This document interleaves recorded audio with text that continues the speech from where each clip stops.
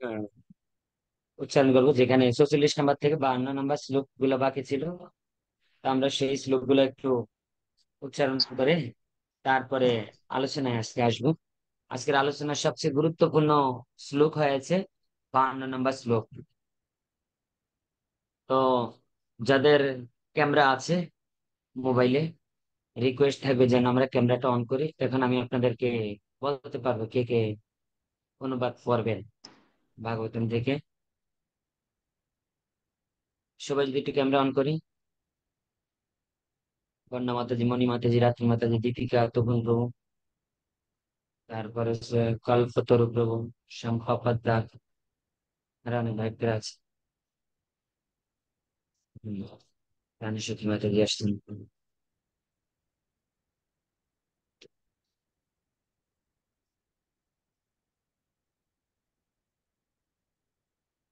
হরে কৃষ্ণ প্রভু, প্রণাম। কিছু মনে করেন না প্রভু, হরে ওই যে বিষ্ণু। একটু একটু ব্যস্ত আছি তো, মানে সেবায় আছি। ঠিক আছে ম্যাম।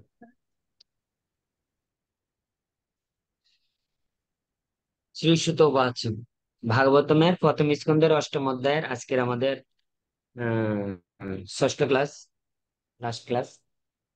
তো এই ক্লাসে আমরা এখন যে বিষয়টা নিয়ে আলোচনা করবো সেটা হলো উম শেষের শ্লোকটা মূলত আজকের আলোচনার বিষয়বস্তু।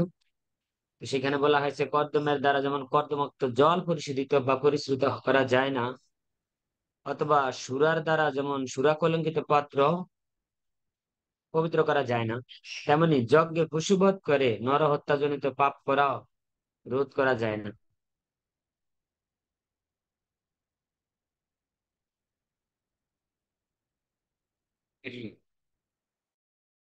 সেই টপিক্সটা আজকে আমাদের আলোচনার বিষয়। আমরা এর আগে প্রথম দিকে একটু পরে যাই।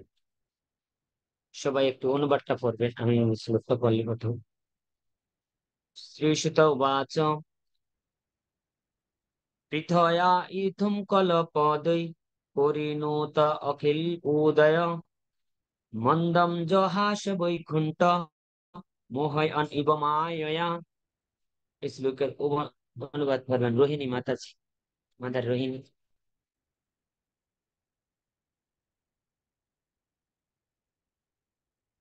মাতাজি আটকে গেলে এটা আমার তো সমস্যা।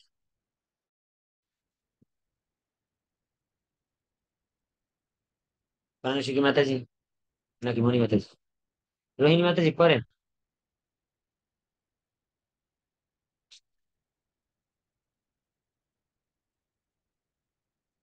আচ্ছা, মণি মাতাজি পড়েন,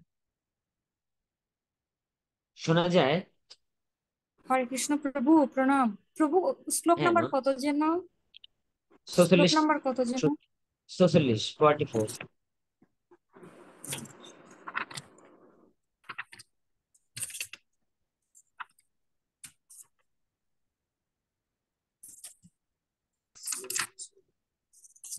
আনমিউট করেন মাতাজি, মিউট করা আছে।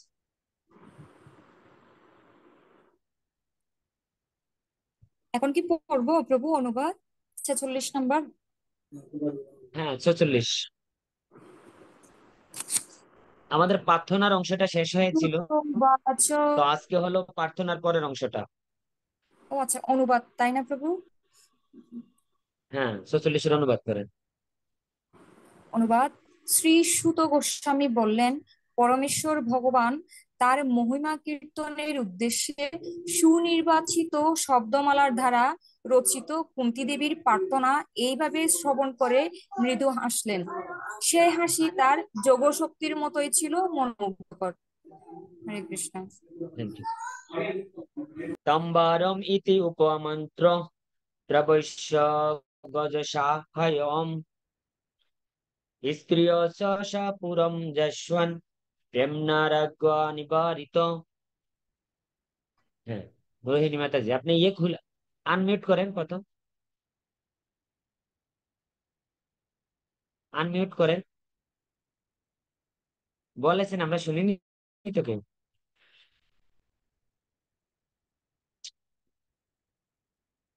রোহিণী মাতাজি আমার কথা শোনা যাচ্ছে?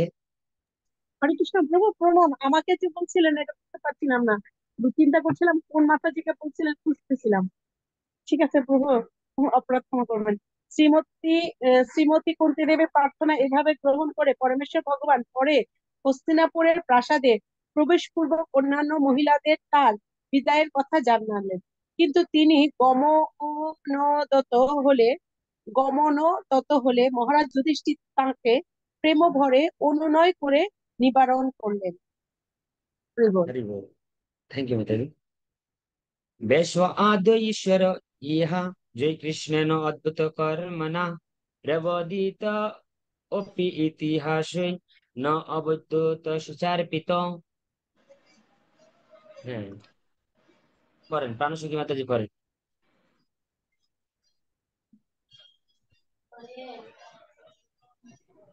হরে কৃষ্ণ প্রভু, প্রণাম। অনুবাদ। ব্যাসদেব প্রমুখ মহর্ষিগণ এবং অদ্ভুত কর্মা স্বয়ং শ্রীকৃষ্ণ ইতিহাস আদি শাস্ত্রসমূহের প্রমাণ উল্লেখ পূর্বক উপদেশ দেওয়া সত্ত্বেও শোক সন্তপ্ত মহারাজ যুধিষ্ঠির শান্তি পেলেন না। শান্তি পেলেন। अहो राजा धर्मसुत चिन्तयं सुहृदं भदं प्रकृतेन आत्मना विप्रा स्नेह मोह वशं गत। রাত্রি মাতাজি বলেন। প্রভু কোনটা তো পাই? ও আচ্ছা, 47। 47 নম্বর। আচ্ছা আচ্ছা, হরে কৃষ্ণ প্রভু, প্রণাম। অনুবাদ। হে মুনিগণ, ধর্মপুত্র মহারাজ যুধিষ্ঠির তার আত্মীয় ও বন্ধুবর্গের মৃত্যুতে সাধারণ জাগতিক মানুষের মতো শোকাভিভূত হয়েছিলেন এবং এইভাবে স্নেহ ও মোহের বশীভূত হয়ে তিনি বলতে লাগলেন। अहमे पश्यत ज्ञानं हृदिरूरं दुरात्मन पारकस्यैव देहस्य वैहमे अक्षय निहत। হ্যাঁ, মণি মাতাজি করেন।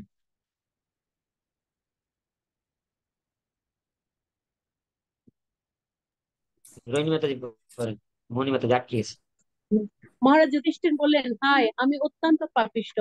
আমার হৃদয় গভীর অজ্ঞানতায় আচ্ছন্ন। এই দেহ যা অবশেষে অন্যদের ভক্ষ, তারই জন্য আমি বহু বহু অক্ষহীন সেনা বধ করেছি। Thank you. बालधिज सुहृद मित्र पितृ भातृ गुरु द्रोह न मे शत्निरया मोक्ष हि अपि वर्ष अजुत अर्जुतई। করেন করেন, রাত্রি মাতাজি করেন। প্রভু আমি। হ্যাঁ করেন, আমার শেষ করা দরকার ছিল, আর দুইটা ছিল বাস।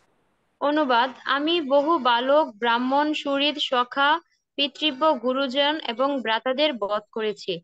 তাই এই সমস্ত পাপের ফলে আমার জন্য যে নরক বাস আসন্ন, লক্ষ লক্ষ বছর জীবিত থাকলেও তা থেকে আমার মুক্তি হবে না।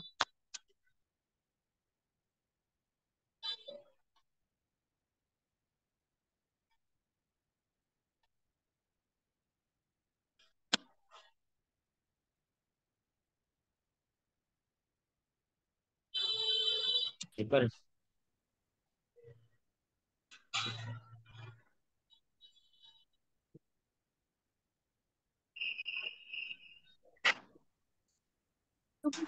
আচ্ছা শোনা আমি করি। যাচ্ছে শোনা যাচ্ছে না। হ্যাঁ, 50 তো 50।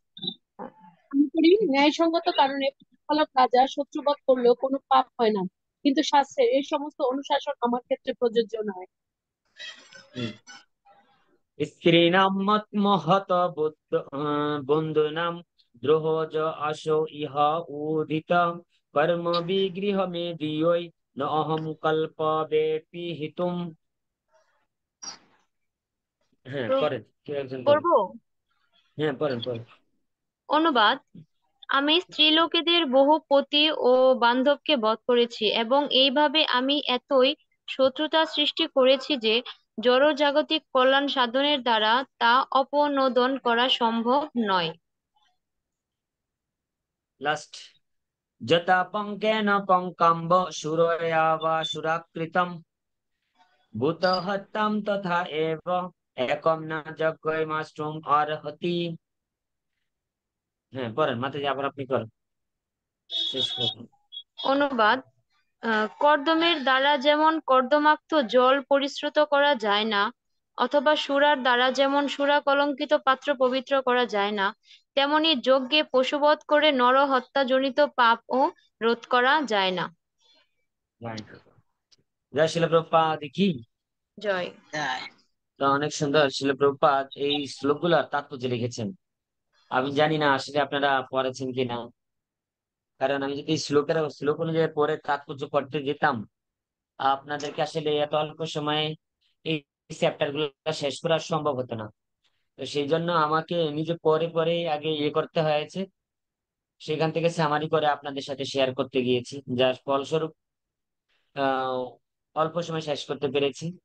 তো এই সপ্তাহ পরে আমি আবার একটু বাহিরে থাকবো, এক মাস, সেই জন্য আমি পরে কয়েকটা চ্যাপ্টার হয়তো থাকতে পারবো না। আহ তো সেইখানে আপনাদেরকে, আমাদের আরো যারা আছেন প্রভুরা, তারা আপনাদের সাথে ভাগবত গীতা শ্রবণ করাবে। তো আপনাদের কাছে বিশেষ প্রার্থনা যে আমরা যতটুকু শেয়ার করি আপনাদের সাথে, আপনারা কষ্ট করে একটু বাসাতে পড়বেন। ভাগবতম যদি আপনারা বাসাতে পড়েন এবং তাৎপর্যটা যদি একটু পরে আসেন, তাহলে আমাদের এই ক্লাসের কথাগুলোর সাথে লিঙ্ক ধরাটা একটু সহজ হবে আপনাদের জন্য। যেমন আজকের একটা বড় বিষয় আলোচনা করা হবে, তো সেই বিষয়টা মনে হয় না 30 মিনিটে শেষ হবে। আমি চেষ্টা করবো সর্বোচ্চ, যদি আপনারা একটু হ্যাঁ একটু নোট করবেন, একটু উপস্থিত থাকেন যদি সম্ভব হয়। আহ, তো সেই ক্ষেত্রে আমাদের আজকের আমি টোটাল এই 46 থেকে 8টা শ্লোক, এই 8টা শ্লোকের শেষের যে শ্লোকটা, সেই শ্লোকটাকে বেস করে বাকি শ্লোকগুলোর উপরে সামারাইজ করব। তো সেই প্রথম শেষের শ্লোকটা বলা হয়েছে, কর্দমের দ্বারা যেমন কর্দমাক্ত জল পরিশ্রুত করা যায় না, অথবা সুরার দ্বারা যেমন সুরার পাত্র কলঙ্কিত পাত্র পবিত্র করা যায় না, তেমনি যজ্ঞে পশুবধ করে নরহত্যাজনিত পাপ রোধ করা যায় না। তো এই শ্লোকটা অধিক আহ গুরুত্ব আনে এই শব্দটার জন্য, যে কোন একটা ব্যক্তি খারাপ কর্ম করে এবং খারাপ কর্ম করে সে আধ্যাত্মিক কর্ম করলো, তো তার আগের যে আগের যে খারাপ চিন্তাগুলা ছিল, আগের যে খারাপ ধ্যান ধারণা গুলা ছিল, সেগুলো হয়তো হরিনাম বা ভগবানের ভক্তির পাওয়ারে পিওর হয়। কিন্তু যখনই নেক্সট নেক্সট টাইম আবার সে আগের জিনিসগুলাই পুনরায় করার চিন্তা করে, তখনই ঝামেলা হয়, সেগুলো অপরাধের সৃষ্টি করে। তা আসলে এই অপরাধের সৃষ্টিটা হয় তখনই একটা ব্যক্তি যখন প্রচুর পরিমাণে খারাপ অভ্যাসে যুক্ত থাকে। খারাপ অভ্যাস বলতে হলো ব্যাড হ্যাবিটস। তো খারাপ অভ্যাসে যখন সে কখনো প্রচুর পরিমাণে যুক্ত থাকে, তখন সে ইচ্ছা করলেও তার সেই খারাপ অভ্যাসগুলা সে সে খারাপ অভ্যাসগুলা থেকে মুক্ত হতে পারে না। যেমন ধরেন, আমরা এখানে এসেছি, এই ভগবানের ভক্তি করার জন্য প্রথম চিন্তা করেছি যে আমরা সবকিছু ত্যাগ করলাম।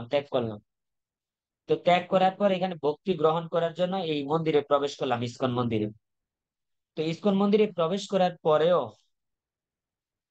আমরা আবার বিভিন্ন ধরনের ছলচাতুরিতে পড়ে যাই। কারণ একটাই, আমরা আগের যে কর্মগুলা করেছি, তো সেই কর্মগুলা আমাদের মাথার মধ্যে সব সময় থাকে, ফিক্সড আপ থাকে। তা আমরা যখনই কোনো আমাদের সেবার মধ্যে একটু একটু মানে ফাঁকি দেওয়ার চেষ্টা করি, তখনই আমাদের মধ্যে খারাপ জিনিসগুলো আসে, অ্যাড হয়। আজকের টপিকসটা এই জন্য খুব গুরুত্বপূর্ণ, যে আমাদের সেজন্য প্রত্যেকটা মুহূর্ত এই খারাপ অভ্যাস থেকে যদি আমরা মুক্ত হতে চাই, ব্যাড হ্যাবিট থেকে যদি আমরা পিওর থাকতে চাই, তাহলে কোন বিষয়গুলোতে আমাদেরকে একটু বিশেষ লক্ষ্য রাখতে হবে। তো প্রথমে আমি ব্যাড হ্যাবিটের একটা সংজ্ঞা দিব আপনাদের সাথে। আসলে অভ্যাস কি? অভ্যাস মানে হলো, ইংলিশে যদি বলি, brain disorder characterized by compulsive engagement and rewarding stimulating deposit adverse consequently। তো এটার বাংলা অর্থ যদি বলি, যে অভ্যাস হচ্ছে, খারাপ অভ্যাস হচ্ছে এমন একটা ব্যাধি যা যা সবসময় আমাদেরকে প্রতিকূল ফলাফল প্রদান করে। খারাপ অভ্যাস আমাদেরকে কি কখনো ভালো ফলাফল প্রদান করে? সবসময় আপনার প্রতিকূল ফলাফলই প্রদান করবে। তো বলা হয়েছে খারাপ অভ্যাস হচ্ছে সেটাই যে আমরা জানি এটা মস্তিষ্কের এমন একটা ব্যাধি যা আমাদের খারাপ ফলাফল প্রদান করে, তা সত্ত্বেও সেই কর্মটা করার জন্য আমাদের ব্যস্ততা এবং পুনরায় উদ্দীপনা প্রকাশ করি। সেটাকেই বলা হয় ব্যাড হ্যাবিটস, সেটাকেই বলা হয় খারাপ অভ্যাস। খারাপ অভ্যাস বলতে তাহলে বুঝতে পেরেছি দীপিকা মাতাজি? বাইরে ছিলাম, কর্মজীবী তো হ্যাঁ, এখন আসলাম। হরে কৃষ্ণ। এই যে এখন যে কথাগুলো বলছি এগুলো শুনতে পাচ্ছেন তো? এখন শুনতে পাচ্ছি। হ্যাঁ। এম- তো এই এখনকার কথাটাই আবার বলি শুনি। খারাপ অভ্যাস হলো মানুষের মস্তিষ্কের একটা এমন ব্যাধি যা আমাদেরকে খারাপ ফল প্রদান করবে, তারপরেও ওই একই কর্ম আমরা বারবার করতে স্বাচ্ছন্দ্য এবং পুনরায় উদ্দীপনা পাই। সেটাই হলো খারাপ অভ্যাস, সেটাই হলো হ্যাবিটস। সেটা হোক ব্যাড হ্যাবিটস, সেটা হোক গুড হ্যাবিটস। মানে মানুষের মস্তিষ্কের একটা ব্যাধি যা আপনাকে ওই কর্মটা করতে বারবার নক চেষ্টা করে কর। এবং আপনাকে উদ্দীপনা দেয়। এটাকেই বলা হয় হ্যাবিটস। এখন কথা হলো হ্যাবিটস কোনটা ব্যাড কোনটা খারাপ সেটা তো সামনে যুক্ত হবে। এখন অভ্যাসটা যদি আপনার যে জিনিস খারাপ ওইটা করতে যদি বারবার সিগন্যাল দেয়, তার মানে এটা খারাপ অভ্যাস। আর আপনার যদি জব করতে বারবার নক, তাহলে এটা ভালো অভ্যাস। এখন নির্ভর করে আমার কাছে যে আমি কোন অভ্যাসটা গ্রহণ করবো, অ্যাকসেপ্ট করবো। তো সেইখানে বলা হয়েছে এই জন্য তিনটা ওয়ার্ড খুব গুরুত্বপূর্ণ: ডিসপাইট, অ্যাডভার্স, কনসিকুয়েন্টলি। মানে যেটা আপনাকে পুনরায় ইন্সপায়ার্ড করে। এখন কথা হলো ধরেন একটা ব্যক্তি সব সময় সে সিগারেট, আমি আপনাদেরকে আগে বলি আজকে টপিকসে কি কি আলোচনা করব সেটার একটা প্রথম একটু হেডলাইন গুলো বলেন, তাহলে আপনাদের ক্লাসটা বুঝতে সহজ হবে। আজকে আমি ক্লাসের প্রথমে আলোচনা করব হলো যে আজকের আলোচনার বিষয় ছিল এরকম যে মদ রাখা পাত্রে যেমন আহ অনেক কিছু রাখলেও সেটা পরিষ্কার হয় না, অবিশুদ্ধ পাত্রকে যদি ধুয়ে আবার কিছু অবিশুদ্ধ রাখা হয় সেটা শুদ্ধ হয় না। তো বলছে যে এটা হয় কিন্তু ব্যাড হ্যাবিটস এর কারণে। তো আজকের আমাদের টপিকসটা হলো এই যে খারাপ অভ্যাস আমাদেরকে কিভাবে ভক্তি পথ থেকে বিচ্যুত করে, এবং শিল প্রভুপাদ বলেছেন সেই ভক্তিপথ থেকে যদি আমরা আমাদের মানে খারাপ অভ্যাস থেকে যদি আমরা আমাদের ভক্তিপথের দিকে অগ্রসর হতে চাই, তাহলে আমাদের কি গ্রহণ করা উচিত, এবং যদি এমনকি নেশাগ্রস্ত ব্যক্তিও হয়ে যায় তাহলে তার শেষে কি ফলো করা উচিত। এই তিনটা পয়েন্ট, এই তিনটা পয়েন্টের একটা সাইকেলের উপরে গুণমান। তো ব্যাড হ্যাবিটস এর 60টা পয়েন্ট আজকে আমরা আলোচনা করব। একটা হলো ক্ল্যাশ, সেকেন্ড পয়েন্ট হলো বৃত্তি, থার্ড পয়েন্ট হলো সংস্কার, ফোর্থ পয়েন্ট হলো অ্যাকশন বা কর্ম, ফিফথ। এই 4টা পয়েন্ট, এই 4টা পয়েন্টের একটা সাইকেল আছে। এই সাইকেলটা আমাদেরকে সবসময় ব্যাড হ্যাবিট করতে, খারাপ অভ্যাস করতে অনুপ্রাণিত করে। হরে কৃষ্ণ এই প্রভু। হরে কৃষ্ণ। প্রভু অপরাধ ক্ষমা করবেন, আরেকবার যদি একটু বলতেন। আমি বলছিলাম আমাদের ক্লেশ, তারপরে আছে হলো বৃত্তি, তারপরে আছে হলো সংস্কার, তারপরে আছে হলো কর্ম। এই 4টা পয়েন্টের একটা সাইকেল আমাদেরকে খারাপ অভ্যাস করতে বাধ্য করে। তবে ক্লেশের জায়গায় যদি আমরা অন্য কিছু দিয়ে দেই সেটা আমাদেরকে সৎ কার্য করতে হেল্প করে। তো সেটা কিভাবে করে সেটা আমরা আপনাদেরকে আজকের এই ক্লাসে দেবো। আপনাদেরকে একটু কনসেপ্ট মানে একটু ফিলোসফিক্যাল টপিকস আজকের বিষয়টা একটু মনোযোগ দিয়ে শুনতে হবে, নাহলে কিন্তু মিস করলে বুঝতে পারবেন না, লস্ট করে ফেলবেন। তো সেই জন্য আমি বলেছিলাম, তো 3টা শব্দ খুব গুরুত্বপূর্ণ বলেছিলাম যে আমরা পুনরায় একই জিনিস করার উদ্দীপনা, সেটাই আমাদের অভ্যাস। তো এখন বলছে যে অভ্যাসটা যদি মানুষের এরকম হয়, যেমন ধরেন একটা হলো সিগারেট খুর, অথবা একজন ধূমাসক্ত বা একজন নেশা আসক্ত ব্যক্তি। তো নেশা আসক্ত ব্যক্তি যদি নেশা করে, তখন তাকে সাময়িক সময়ের জন্য যদি তাকে অন্য কিছু দিয়ে তার নেশা ভুলানোও হয়, যেমন তাকে বলা হয় তুমি নেশা করো না, তুমি চকলেট খাও, তাহলে তোমার নেশার প্রতি একটু বিরক্তি আসবে, তখন সে চকলেট খেতে শুরু করলো, কিন্তু সবাই আবার যখনই সে সুযোগ পাবে তখনই কিন্তু সে নেশা করতে মানে নেশা করে আবার, বা নেশা করতে বাধ্য হয়। তো বলছে, তো কারণ সে এটা করেই হলো কি, একটাই কারণে, সে জানে না যে নেশা করার ফল স্বরূপ সে কি লাভ করবে। তো এখানে মহারাজ একটা কথা বলেছিলেন যে নেশা করলে একটা ব্যক্তির তিনটা জিনিস লাভ হয়। এক, চোর কখনো তার বাড়িতে আসে না, যদি কেউ নেশা করে তার বাড়িতে চোর আসে না। সেকেন্ড পয়েন্ট বলছিলেন হলো, তাকে কুকুর কখনো কামড়াবে না। থার্ড পয়েন্ট বলছিলেন হলো, সে ব্যক্তি আর কোনোদিন বৃদ্ধ হবে না। নেশা আসক্ত ব্যক্তি এই তিনটা জিনিস দ্বারা সে কখনো পদদলিত হবে না। তো এই তিনটা জিনিস বলার কারণ হচ্ছে একটাই, যে সে তার বাড়িতে চোর আসবে না, কারণ একটাই, কারণ সে সিগারেট খেয়ে নেশা আসক্ত হয়ে এতটাই কাশবে রাত্রের বেলায় যে মনে করবে ওই লোক জেগে আছে, তাই তার বাড়িতে আর চোর আসবে না। আর বলছে যখন সে রাস্তা দিয়ে হাঁটবে তখন সে অনেক তো কষ্টপ্রাপ্ত হবে, তখন সে হাতের মধ্যে লাঠি নিয়ে হাঁটবে, তো তার হাতে লাঠি দেখে কুকুর আর তার সামনে আসবে না।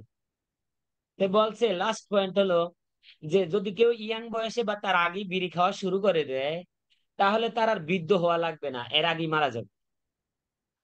হ্যাঁ, তো এটা যদি কারো অবস্থা হয়, কারণ সে তো তার পরিস্থিতি সম্বন্ধে মানে অবগত না, যার কারণে সে এগুলোর দ্বারা প্রতারিত হবেই।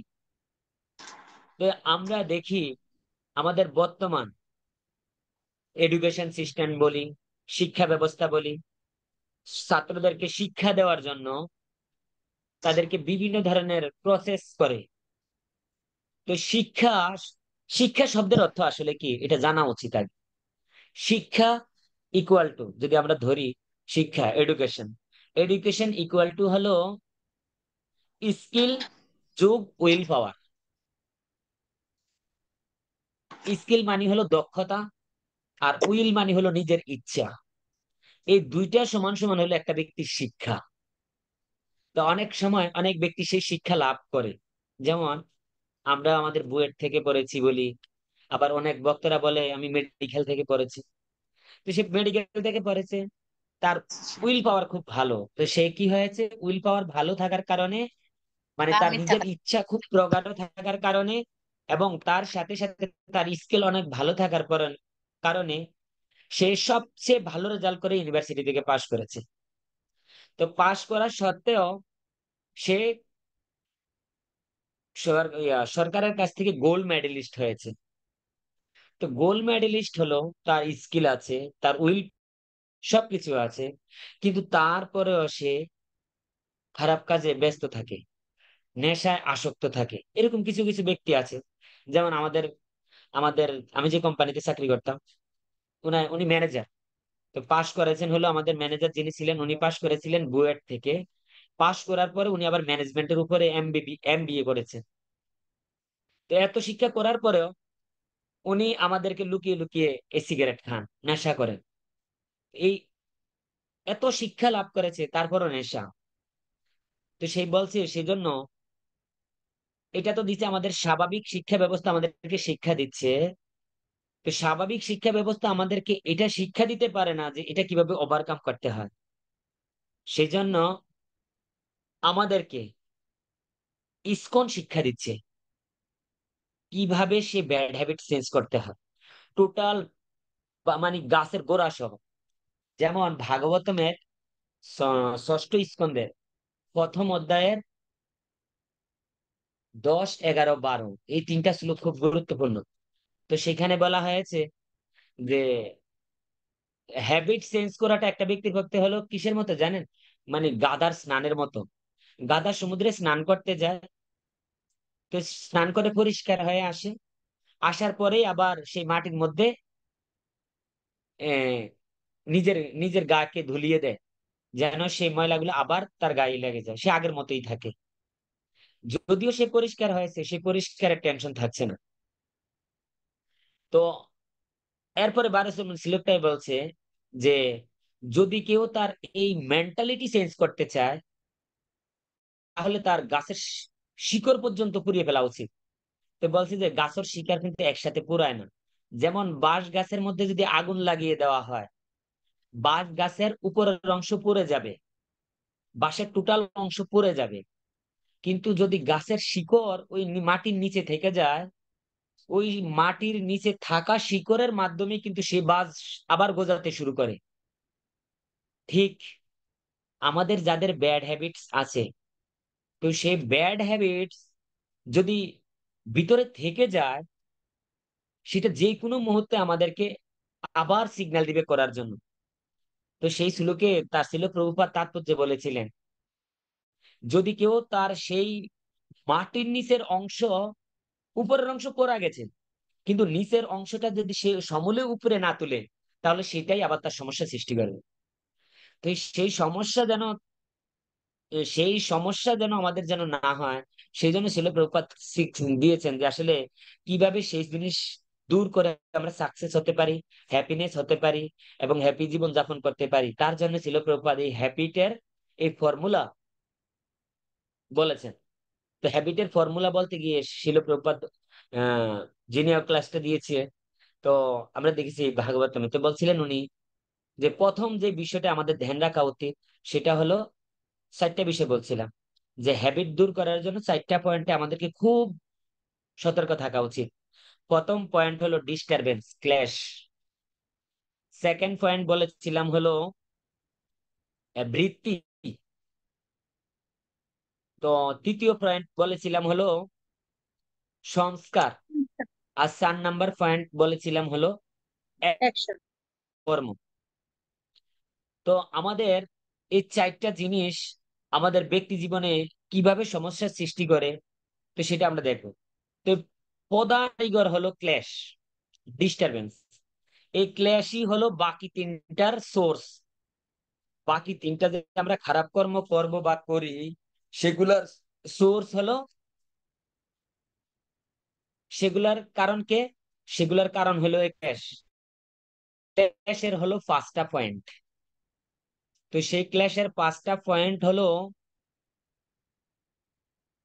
অবিদ্যা।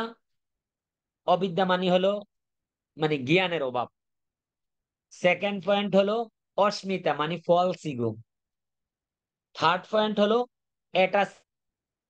ফোর্থ পয়েন্ট হলো দেশ। আর ফিফথ পয়েন্ট হলো অবিনিবেশ। এই 5টা পয়েন্ট, এগুলা হলো ক্লেশের শাখা। এই এই মাধ্যমগুলোর মাধ্যমে আমরা এই খারাপ কর্মগুলাতে যুক্ত থাকি। এই খারাপ কর্মগুলাতে যখন আমরা যুক্ত থাকি, তখন সেগুলা আমাদেরকে বৃত্তিকে এখন হচ্ছে এই ক্লেশ কিভাবে আমাদেরকে কি করে, তো এখন দেখাবো আপনাদেরকে। অবিদ্যা বলতে বুঝি তো, হ্যাঁ। অবিদ্যা মানে হলো জ্ঞানের অভাব। অবিদ্যার ফলে আমরা যেটা মনে করি, অবিদ্যার ফলে আমরা যেটা মনে করি, আমি এই শরীর, আমি এই আত্মা আর শরীরের মধ্যে কোনো পার্থক্য দেয় না। অবিদ্যার কারণে আমরা আত্মা এবং শরীরের মধ্যে পার্থক্য দেখি না। বলেন প্রাণ সখী মাতাজি, কি বললাম?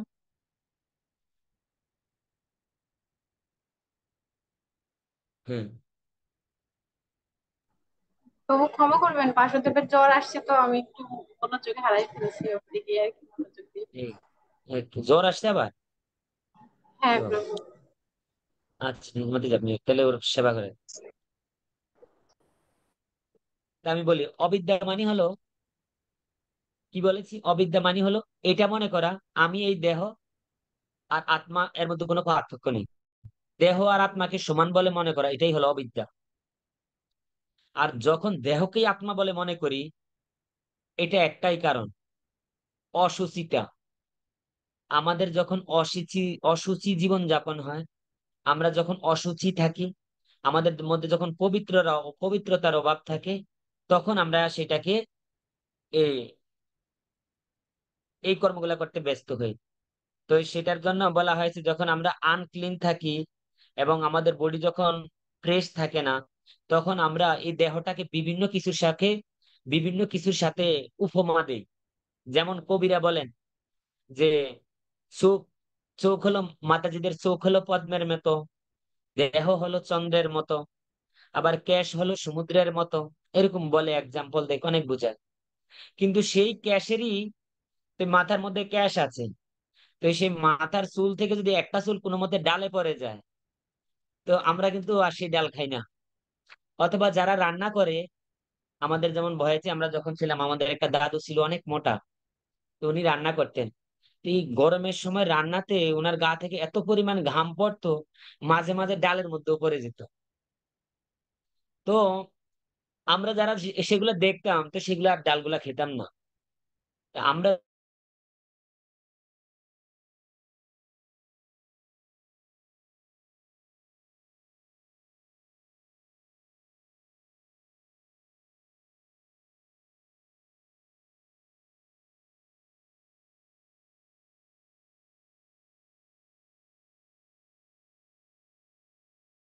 মানে পিওর জিনিস, তো সেটার জন্য বলা হয়েছে, এটা আসলে আমরা মনে করি একটাই কারণে, যে আমাদের মধ্যে যখন ফলস ইগোর সৃষ্টি হয়, মিথ্যা অহংকারের সৃষ্টি হয়, সেকেন্ড পয়েন্ট যেটা বলেছিলাম ফলস ইগো, তো সেই ফলস ইগোর কারণে আমরা আসলে আমাদের এই অবিদ্যার প্রতি বেশি এডিক্টেড থাকি।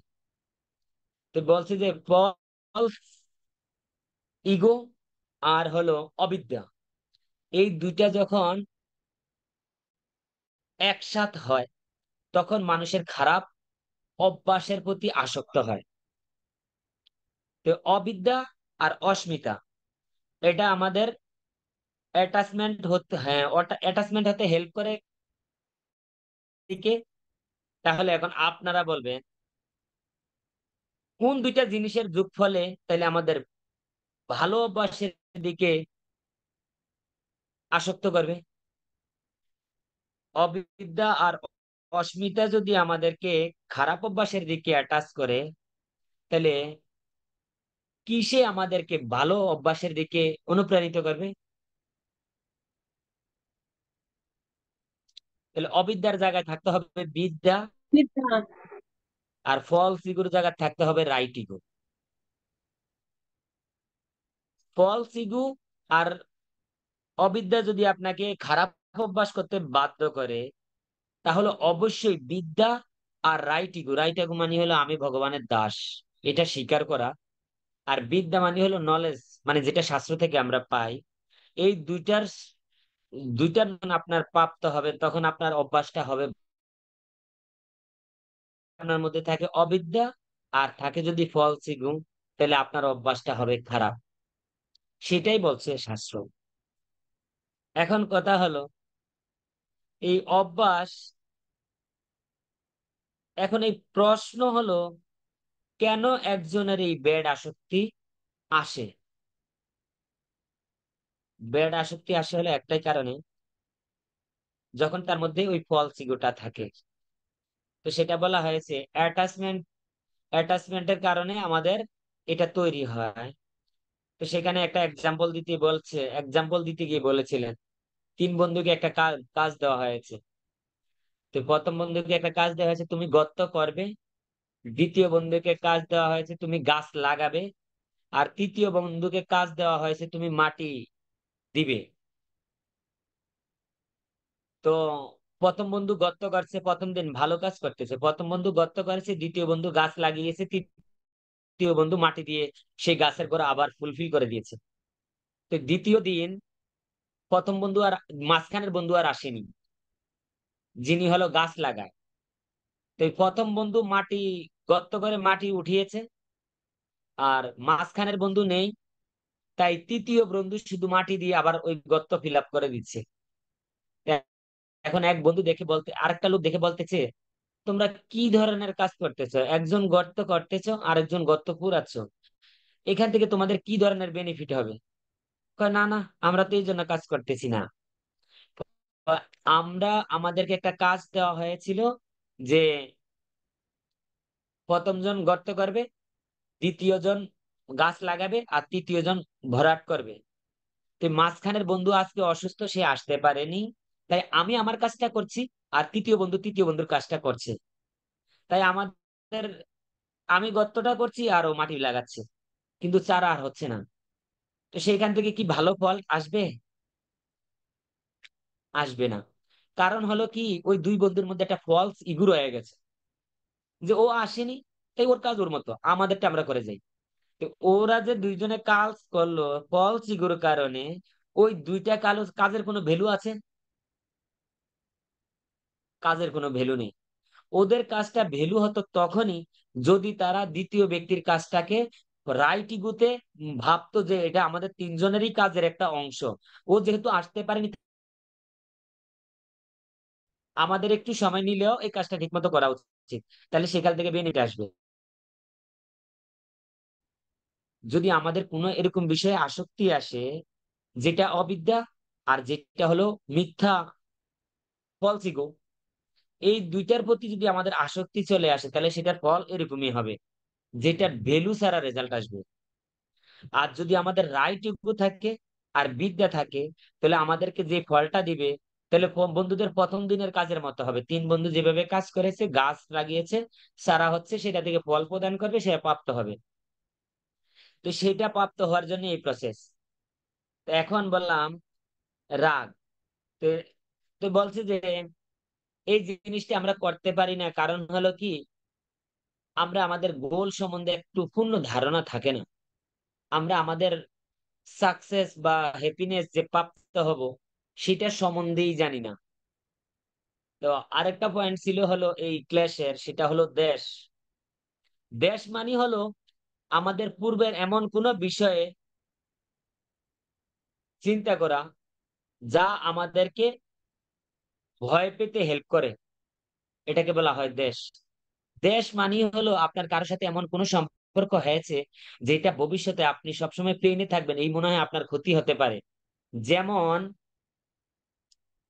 দুর্যোধনের হয়েছিল পাণ্ডবদের সাথে দেশ, এটা জানেন? হরে কৃষ্ণ। মহাভারত দেখেছি তো সবাই, না? দুর্যোধনের দেশ হয়েছিল কাদের সাথে? পাণ্ডবদের পঞ্চপাণ্ডবের সাথে। সাথে। হ্যাঁ।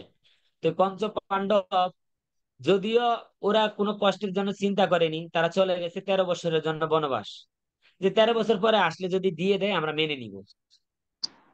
তো 13 বছরও কি দুর্যোধন সুখে ছিল? 13 বছরই সে টেনশনে ছিল একটাই, যে কখন পাণ্ডবরা চলে আসবে, আবার তাদের সম্পত্তি নিয়ে যাবে। তো এই পূর্বের এই দেশগুলো আমাদেরকে সব সময় ভয়ে রাখে, যে কখন আমাদের মধ্যে সেই খারাপ পরিস্থিতি নিয়ে আসবে, কখন আমাদেরকে সেই খারাপ পরিস্থিতি সৃষ্টি করে দিবে। এটা একটাই কারণে হয়, অবিনিবেশ। যে যদি পঞ্চপাণ্ডবরা চলে আসে, আর আমি যদি তাদের যে চাওয়া, সেই চাওয়া যদি আমি তাদের ফুলফিল না করতে পারি, তাহলে কি করবে? ফেয়ার অফ ডেথ, তার একটা মৃত্যুর ভয় থাকে, যে যদি আমাকে মেরে ফেলে। আর এই মৃত্যুর ভয়ে সে সবসময় দেশ ভাবাপন্ন থাকে। আর এই দেশ ভাবাপন্নটার কারণেই, দেশ ভাবাপন্নটা আসে হলো গিয়ে তার দুইটা জিনিসের ফলে, ওই যে অবিদ্যা আর ফলসিগুর অ্যাটাচমেন্টের কারণে। তখন যখন এটা হয়, তখন বলছে যে এটা হলো এই ক্লেশ। আর এই এই পাঁচটা পয়েন্ট ক্লেশের, এগুলাকে তুলনা করা হয়েছে বাতাসের সাথে। কার সাথে? বাতাসের সাথে। বাতাসের সাথে। তো বাতাস সমুদ্রে যখন প্লাবিত হয়, তখন সেখানে কিসের সৃষ্টি করে? প্রবল সৃষ্টি হয়। ঢেউ। সমুদ্রে ঢেউ। ঢেউয়ের সৃষ্টি করে। ঢেউ। হুম। ঢেউ সমুদ্রে সৃষ্টি এতে হয়। বলা হয় যে ক্লেশ হলো বাতাস। আর বাতাস। পরের সেকেন্ড পয়েন্ট আমরা যেটা বলেছিলাম বৃত্তি, বৃত্তি হলো ঢেউ। তো এই বৃত্তি হলো, বৃত্তির আবার পাঁচটা পয়েন্ট আছে। তো এই বৃত্তির পাঁচটা পয়েন্টকে আমরা আলোচনা করার আগে, মানুষের যে মৃত্যুর ভয় থাকে, তার একটা সুন্দর এক্সাম্পল আপনাদেরকে একটু দিতে চাই। মানুষের মৃত্যুর ভয়টাকে কিভাবে এড়াতে চায় একটু যদি শুনেন। এক বন্ধু তার আরেক বন্ধুর কাছে তার মা বাবা আত্মীয় স্বজন, তার পশু ছিল, সেগুলা রেখে তিনি বিদেশ গেছেন। আর যাওয়ার সময় বলে গেছেন, বন্ধু তুমি আমার মা বাবা এবং আমার এই পোষা পালিত বিড়ালটাকে দেখে রাখবা। তো বলছে ঠিক আছে। তো এখন বন্ধু বিদেশ গিয়েছে। 1 মাস পরে বিদেশে থাকা বন্ধুকে দেশের মা বাবা এবং পশুপালিত এই বিড়ালকে যিনি পালন করেন, তো তিনি একটা চিঠি লিখেছেন, তো চিঠির মধ্যে লিখেছেন, বন্ধু অনেক দুঃখের সাথে জানাচ্ছি যে তোমার বিড়ালটা মারা গেছে। তো এখন বন্ধু আবার রিপিট চিঠি লিখেছে বন্ধুকে উদ্দেশ্য করে, বলছে দেখো দুঃখের কথা এরকম বলতে নাই, আমার খুব কষ্ট ফিল হচ্ছে, দুঃখের কথা এইভাবে বলতে নেই, দুঃখের কথাটা একটু টাইম নিয়ে বলতে হয়। তো বলছে যে কিভাবে বলতে হয়? তো প্রথম মাসে তুমি যখন আমাকে লেটার লিখবে তখন লিখবে হলো যে বন্ধু আহ বিড়ালটা ভালোই চলছিল, বিড়ালটা ভালোই খাচ্ছিল, তো চালের উপর থেকে পড়ে গেছে, পরে গিয়ে একটু অসুস্থ হয়ে গেছে, তাই একটু খারাপ লাগছে, ওর অবস্থা মনে হয় একটু ভালো না। তো দ্বিতীয় মাসে চিঠি লিখবা, সাল থেকে পরে গেছে, আমরা সবাই ধরে এটাকে হসপিটালে নিয়ে গেছি, ডাক্তার চিকিৎসা করেছে, এখন মোটামুটি একটা ভালো অবস্থা আছে। তো তৃতীয় মাসে লেখবা হলো যে ভালো নিয়ে আসছি কিন্তু আস্তে আস্তে কেন যেন একটু খারাপের দিকে যাওয়া শুরু করছে, খারাপের দিকে যাওয়া শুরু করছে। তো আমরা বাড়ির সবাই মিলে ওই বিড়ালের জন্য প্রার্থনা করেছি। তো চতুর্থ মাসে লেখবা হলো যে প্রার্থনা করেছি, শেষ পর্যন্ত আর রক্ষা করতে পারিনি, মারা গেছে। এইভাবে একটু ডিটেলস সময় নিয়ে বলতে হয়, 4 মাস লাগিয়ে বলতে হয়, বা তারও একটু অধিক সময় নিয়ে বলতে হয়। এখন ঠিক আছে বন্ধু বলেছে, তো 1 মাস পরে বন্ধুকে আবার চিঠি লিখেছে, বন্ধু অনেক দুঃখের সাথে জানাচ্ছি, সালে উঠছিল, সালের উপরে হাঁটতেছিল, ওখান থেকে পড়ে গেছে। তো তো দ্বিতীয়, আপনারা বুঝতে পেরেছেন? মানে দুঃখের আমরা মৃত্যুর সংবাদটা একটু টাইমলি শুনতে চাই। আপনি টাইমলি শুনতে চান আর শর্টলি শুনতে চান। মৃত্যু মৃত্যুই, এটা আসবে। আপনার একদিনের কাহিনী যদি 4 মাস লাগিয়েও বলি তাও আপনি কষ্ট পাবেন, আর যখনকার কথা তখন বলি তাতেও কষ্ট পাবেন। যেমন বলছিল হলো বিড়ালের মৃত্যুর কথা 4 মাস লাগিয়ে বলতে, এখন মা মারা গেছে, যে প্রথম দিন আপনার মা ও দড়ির উপর দিয়ে হাঁটতেছিল, পরে গেছে, অসুস্থ হয়ে গেছে, হসপিটালে নিয়ে গেছে, সেখান থেকে চিকিৎসা করেছে, নিয়ে আসছে, এইভাবে এইভাবে মানে বলা শুরু করেছে। তো মারা গেছে 4 মাস আগে, এখন শেষ করেছে 4 মাস পরে। তো সেখান থেকে তার কি দুঃখের লাঘব হলো? দুঃখের তো আর লাঘব হয়নি, মা তো মারা গেছে 100% শিওর। তো সেই জন্য বলা হয়েছে যে এই ক্লেশ হচ্ছে আমাদেরকে কখনো সুখের অনুভূতি দিতে পারে না, বা এই ক্লেশ কখনো আমাদেরকে সাকসেসের দিকে নিয়ে যেতে পারে না। তো সেই জন্য বলা হয়েছে ক্লেশকে তুলনা করা হয় বাতাসের সাথে। আর এই বাতাস যখন সমুদ্রে পতিত হয় তখন সেটা কিসের সৃষ্টি করে? ঢেউয়ের সৃষ্টি করে। তো ঠিক এই ক্লেশ যখন আমাদের ভিতরে প্রবেশ করে তখন আমাদের মাইন্ডের মধ্যে বিক্ষেপের সৃষ্টি করে। তো সেই বিক্ষেপের কয়েকটা বলুন, যে সেই বিক্ষেপের জন্য বলা হয়েছে 5 প্রকারের বিক্ষেপ সৃষ্টি করে: প্রমাণ, বিপর্যয়, বিকল্প, নিদ্রা, স্মৃতি। এই 5 প্রকারের আহ, সৃষ্টি করে, বৃত্তি সৃষ্টি করে। তো বলছে যে এই 5 প্রকার বৃত্তি সৃষ্টি, প্রথম যেটা হলো প্রমাণ, মানে হলো রাইট নলেজ। ক্লেশ যদি আপনার জীবনে প্রবাহিত হয়ে যায় তাহলে আপনাকে রাইট নলেজ বা প্রমাণমূলক তথ্য আপনাকে জানার সুযোগ দিবে না, কারণ আপনার মধ্যে তখন অবিদ্যা আর অস্মিতা ভালোভাবে যুক্ত থাকবে। এই জন্য আপনি ভালো নলেজের দিকে মানে মাইন্ড দিতে পারবেন না। তো বলছে যে সেকেন্ড পয়েন্টটা তার জীবনে ঘটবে, বিপর্যয় ঘটবে, এটা 100% শিওর যদি তার জীবনে ক্লেশটা থাকে। থার্ড পয়েন্টটা হয়েছে তখন সে ইমাজিন করবে যে আমার মনে হয় এটা করার চিন্তা ছিল, আমার মনে হয় এটা অন্য করা ভাবা উচিত ছিল, তখন সেটা ভাববে। কিন্তু তখন আর সুযোগ থাকবে না, কারণ ক্লেশ তো তার মধ্যে গোয়িং অন প্রসেসে চলছেই। তখন সে ইচ্ছা করলে সেখান থেকে মুক্ত হতে পারে না। তো এই বলছি যে তখন সে চিন্তা করবে, তখন সে গভীর আচ্ছন্ন থাকবে, তমগুণে গভীর আচ্ছন্ন থাকবে। আর তমগুণে যখন গভীর গভীর আচ্ছন্ন থাকবে তখন তার মেমোরি বিস্মৃতি হবে, তখন তার বুদ্ধি নষ্ট হয়ে যাবে। আর যখন তার বুদ্ধি নষ্ট হয়ে যাবে তখন সে বুঝতে পারবে না তার কি ধরনের সংস্কার প্রতিদিন করা উচিত। তাহলে আমরা প্রথম পয়েন্টটা কি বলেছিলাম? ক্লেশ, ঠিক কিনা? প্রথম পয়েন্ট বলেছিলাম হলো ক্লেশ, সেকেন্ড পয়েন্ট বলেছিলাম হলো বৃত্তি।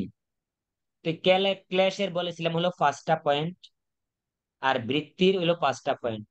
ওই ক্লেশের 5টা পয়েন্ট আমাদের এই বৃত্তির 5টা পয়েন্ট সৃষ্টি করে। আর এই বৃত্তি যখন আপনার খারাপ হয়, তখন আপনার থার্ড পয়েন্টটা আসে সংস্কার, তখন আমাদের সংস্কারও খারাপ হয়।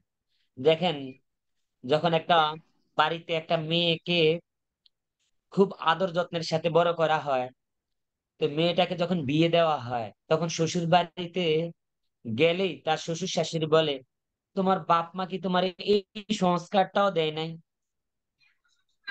এই কথাটাই বলে ফেলে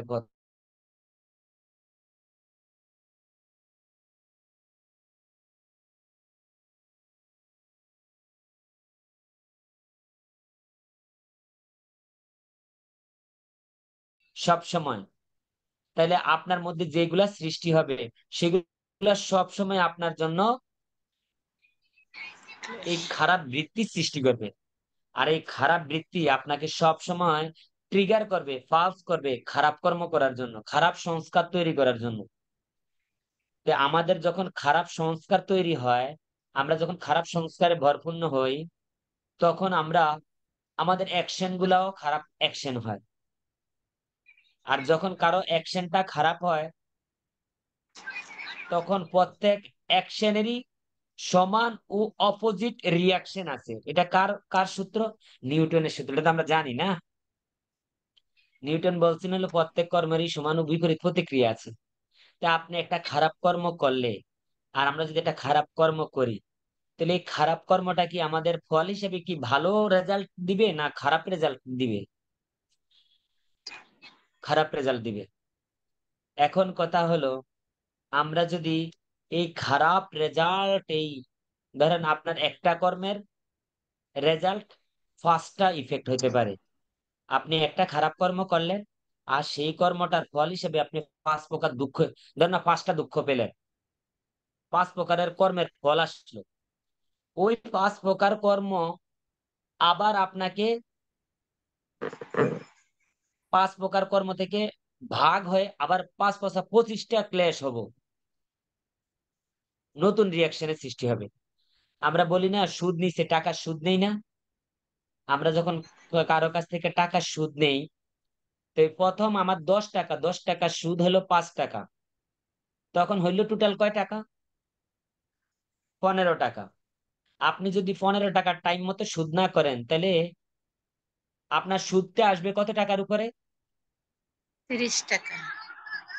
15 টাকা সুদের উপরে, 15 টাকার উপরে আসবে। এটাকে বলা হয় চক্রবৃদ্ধি সুদ।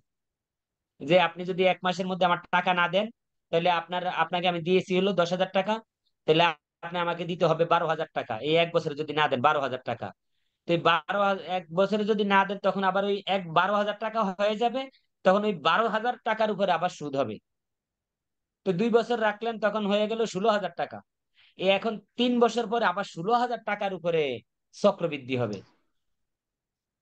তখন হবে 20,000 টাকা, এরকম বাড়তে থাকবে।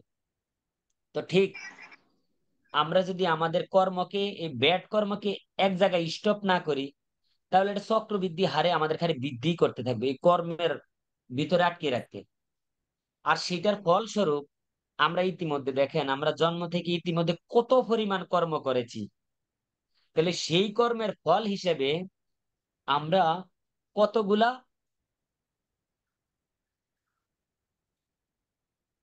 কর্মের ফল তৈরি করে রেখেছি।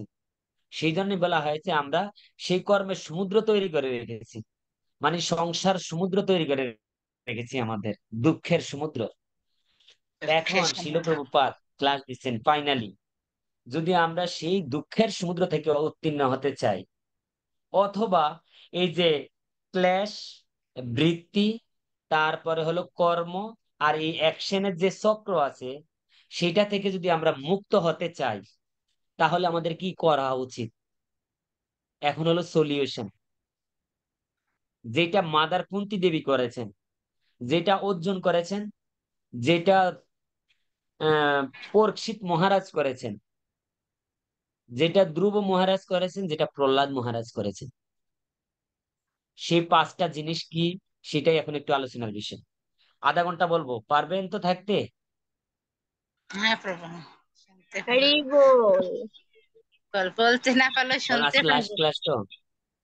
কারণ হলো কি, এতক্ষণ যা বলে এসছি এটা হলো আমাদের খারাপ কর্মের ফল, যে খারাপ কর্মে আমাদেরকে কি কি করে। তো এটা অ্যাটলিস্ট বুঝতে পেরেছেন যে আসলে খারাপ জিনিসটা মানুষের একটু বুঝতে কষ্ট হয়, কারণ খারাপটা নিয়ে তো সবসময় চিন্তা করে না। সবসময় মানুষ চায় ভালোটা পাইতে, কিন্তু খারাপটা করতে। তো খারাপটা যখন করি তখন এটা নিয়ে টেনশন থাকে না, যার কারণে এটা বুঝতে পারি না যে এটা আসলে কি হচ্ছে, যার কারণে এটা বোঝাটাও কঠিন খারাপ বিষয়টা। আর আমরা যেহেতু সবসময় ভালোটা পাইতে চাই, তাই ভালোটা একটু বোঝা সহজ, কিন্তু খারাপটা না বুঝলে ভালোটা বোঝা সহজ হয় না। তাই সেই জন্য আপনাদেরকে এখন এই কষ্ট করে, যদি আপনাদেরকে যদি আবার সময় থাকে, আমি এই জন্যই আমার এই প্রত্যেকটা কথা আমি জানি আপনারা বুঝেননি, তারপরে এই ক্লাসের মধ্যে আমি টোটাল কথাটাই ভালো মানে ভেঙে ভেঙে একটাই কারণে বলেছি, রেকর্ডিং এ আছে। আপনারা যদি চান এই প্রথম পার্টটা আবার একটু শুনবেন, আচ্ছা শুনলে প্রভু। সত্যি আপনাদের এই মানে এই সেকশনের সলিউশন হবে। তখন এই সলিউশনের পার্টটা অ্যাকসেপ্ট করা খুব সহজ হয়ে যাবে। যখন আপনি ফ্রি থাকবেন, আপনার কাছে কোনো ঝামেলা থাকবে না। হয়তো এখন আপনারা অনেকে আছেন যে মানে একটু ঝামেলা আছেন, একটু অন্যদিকে মুড দিতে হচ্ছে, যার কারণে এই মানে মাইন্ডটা দিতে খুব সমস্যা হচ্ছে। তো সেই জন্য রেকর্ডিংটা শুনবেন। তো বলা হয়েছে, যদি আমরা এই এই চক্র থেকে বের হতে চাই, ক্লেশ, বৃত্তি, সংস্কার, কর্ম, এই চক্র থেকে যদি বের হতে চাই, তাহলে এই চক্রের মধ্যে প্রথম পয়েন্টটাই হলো কি, ক্লেশ। প্রথম পয়েন্ট কি, ক্লেশ। এই ক্লেশই আমাদের বাকিগুলা খারাপ করতে বাধ্য করে। তো আপনি যদি ক্লেশের জায়গায় শিল প্রভুপাদের এই পাঁচটা ডি প্রবেশ করিয়ে দেন, 5D, এখন যেটা আলোচনা করবো এটা হলো 5D। তো 5D কে যদি আমরা প্রবেশ করিয়ে দেই ক্লেশের জায়গায়, তখন সেখানে কর্মের অ্যাকশন থেকে যে রিয়াকশনটা বাইরে হবে সেটা আপনার ভক্তি দিকে নিবে। এখন কথা হলো, সে 5D এর পাঁচটা ডি কি কি? এক, পয়লা ডি হলো ডিসক্রিমিনেশন, সেকেন্ড ডি হলো ডিটারমিনেশন, থার্ড ডি হলো ডিসিপ্লিন, ফোর্থ ডি হলো ডেডিকেশন, ফিফথ ডি হলো ডিটাচমেন্ট। বুঝতে পেরেছি? প্রভু আরেকবার। প্রথমটা ডিসক্রিমিনেশন, সেকেন্ড ডিটারমিনেশন, থার্ড হলো ডিসিপ্লিন, ফোর্থ হলো ডেডিকেশন, ফিফথ ডি হলো কি, ডিটাচমেন্ট। এই পাঁচটা ডি প্রভু আমাদের ভক্তি জীবনের জন্য খুব খুব খুব গুরুত্বপূর্ণ। এখন প্রথমটা আসি, ডিসক্রিমিনেশন। শিল প্রভুপাদ প্রভু বলছিলেন, যদি আরেকবার। ক্লেশ থেকে যদি মুক্ত হতে চাও, আর এই ক্লেশের ক্লেশের গড়টা যদি তুমি বাদ দিতে চাও, তাহলে এই পাঁচটা ক্লেশের জায়গা ঢুকিয়ে দাও। ওইখানে ক্লেশের কয়টা পয়েন্ট বলছিলাম? পাঁচটা পয়েন্ট। হ্যাঁ বলেন মাতাজি। প্রভু ওই যে ডিসক্রিমিনেশন, ডিটারমিনেশন, পরের গুলো যদি আবার একটু রিপিট করতেন। ডিসিপ্লিন। হ্যাঁ, ডিসিপ্লিন। আমি আসবো, আপনি শুনবেন, ওইখানে যখন শুনবেন হাতটা নোট আচ্ছা। করেন। হুম। ক্ল্যাশের পাঁচটা পয়েন্ট বলেছিলাম। তো পাঁচটা পয়েন্ট বলতে গিয়ে বলছিলাম অবিদ্যা, তারপরে হলো বলছিলাম হলো পলসিগু, তারপরে বলেছিলাম হলো আহ কি বলেছিলাম, অ্যাটাচমেন্ট, তারপরে বলেছিলাম হলো দেশ, তারপরে বলেছিলাম হলো অবিনিবেশ। এই পাঁচটা পয়েন্টের কথা বলেছিলাম। ওই পাঁচটা পয়েন্টের জায়গা, ক্ল্যাশের ওই পাঁচটা পয়েন্টের জায়গা যদি আপনি এই পাঁচটা পয়েন্ট ঢুকিয়ে দেন, ওইখানে আছে কি, অবিদ্যা। প্রথম পয়েন্ট হলো অবিদ্যা। তো আপনার ডিসক্রিমিনেশন পাওয়ার আসবে হলো আপনার শাস্ত্র অধ্যয়ন করলে। তো শাস্ত্র যখন কেউ অধ্যয়ন করে তখন তার বিদ্যা আসে, নলেজ আসে। তাহলে আপনার প্রথম পয়েন্ট হলো অবিদ্যা, তাহলে অবিদ্যার জায়গায় প্রবেশ করাবেন কাকে, বিদ্যাকে। বিদ্যাকে যদি প্রবেশ করান, তাহলে আপনার অবিদ্যা গেল। এখন সেকেন্ড পয়েন্ট হলো, ওইখানে ছিল ফলস ইগো, মিথ্যা অহংকার। মিথ্যা অহংকার আপনার দূর হয়ে যাবে যদি আপনার বিদ্যাটাকে প্রপার ইউটিলাইজ করেন ডিটারমিনেশনের জন্য। তো ডিটারমিনেশন করলে কি করবেন? হরে কৃষ্ণ মহামন্ত্র করতে হয়। যেমন আমাদের যখন আহ হার্ট কুল থাকে তখন আমরা ডিটারমাইন্ড হতে পারি। তো হার্ট কুল হয় যখন আত্মা কুল হয়, আত্মা কুল হয় যখন পরমাত্মা কুল হয়, পরমাত্মা কুল হয় যখন পরমাত্মার খাবারটা ঠিকমতো সাপ্লাই দেওয়া হয়। যেমন যখন আমরা খিদায় থাকি আমরা ভালো কোনো কিছুতে মনোযোগ দিতে পারি না। তো ঠিক পরমাত্মাকেও যদি কুল রাখতে চাই তাহলে পরমাত্মাকে প্রপার খাদ্য দিতে হয়।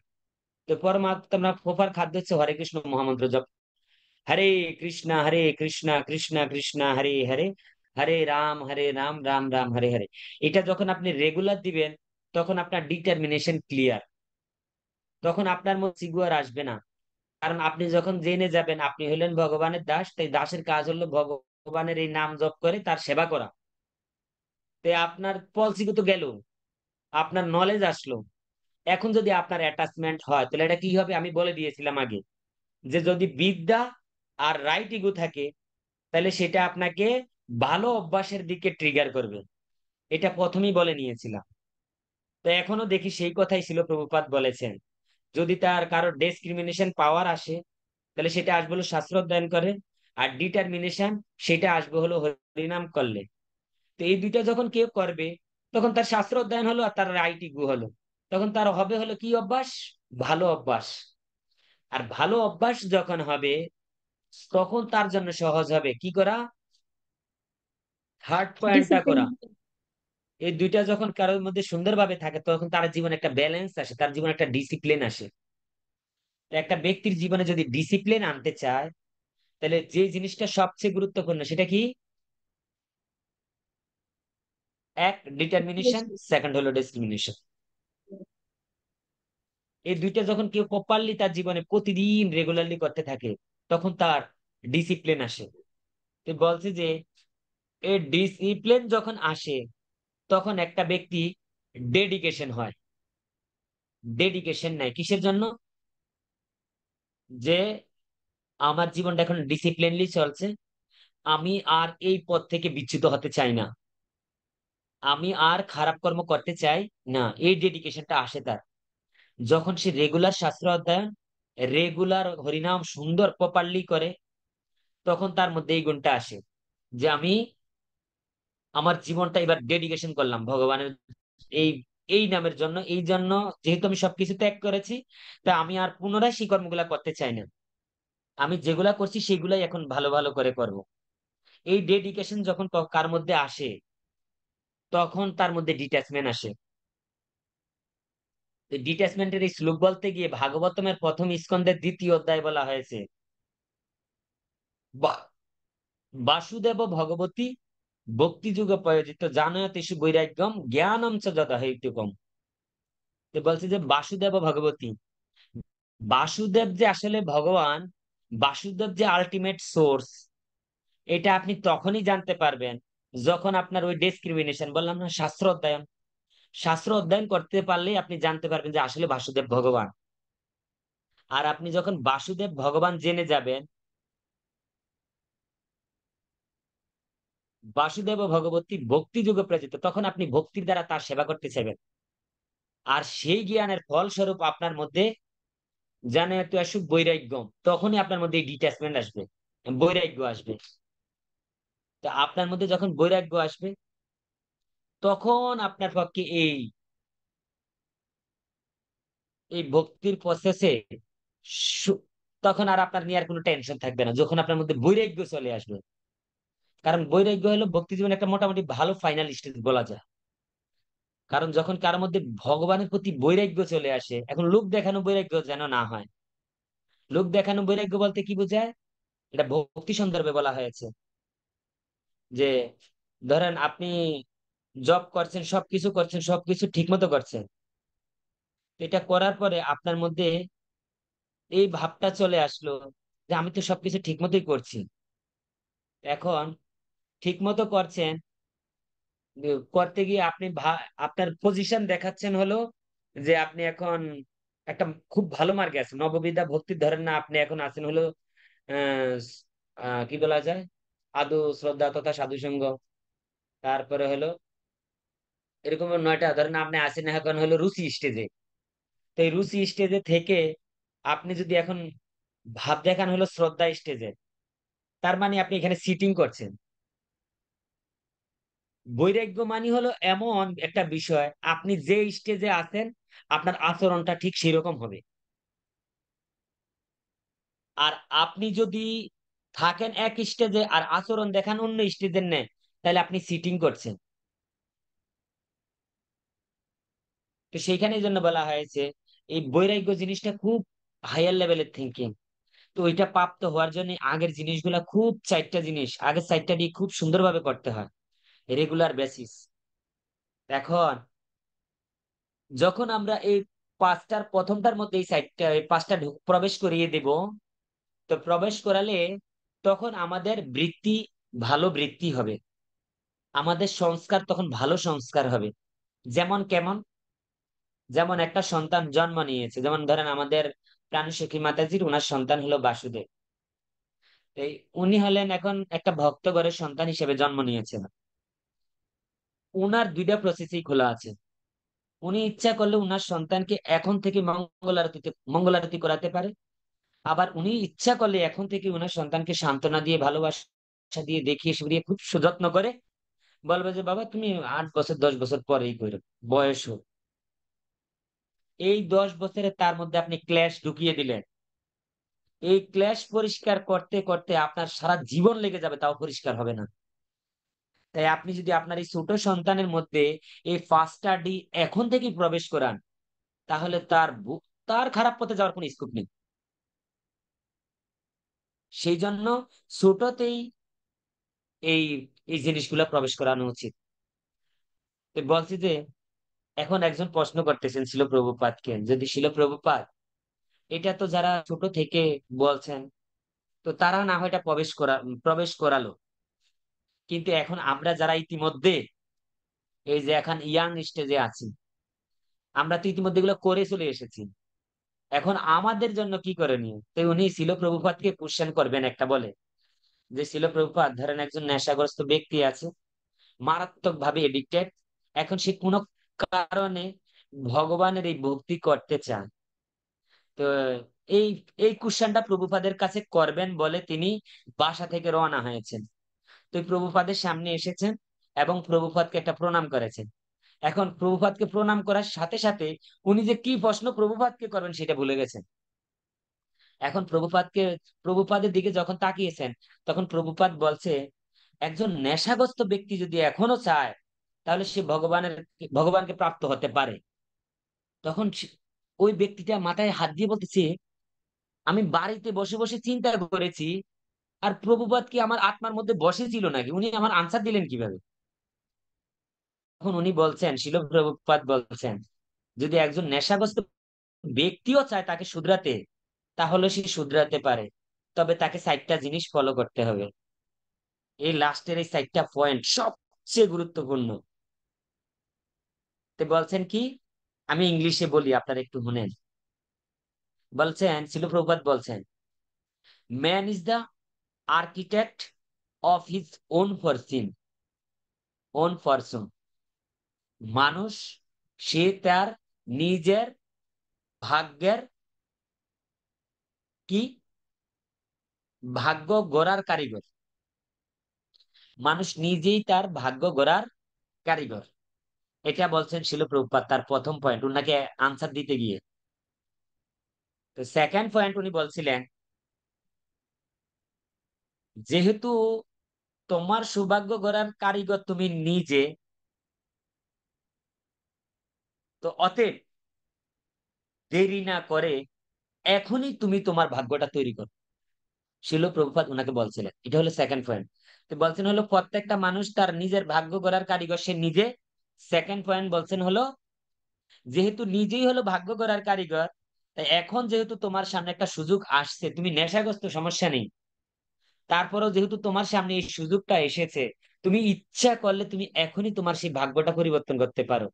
আর শিল প্রভুপাদের সেই কথা শুনেই হাজার হাজার হিপ্পি তাদের ভাগ্য পরিবর্তন করে হ্যাপি হয়েছে, হিপ্পি থেকে হ্যাপি হয়েছে।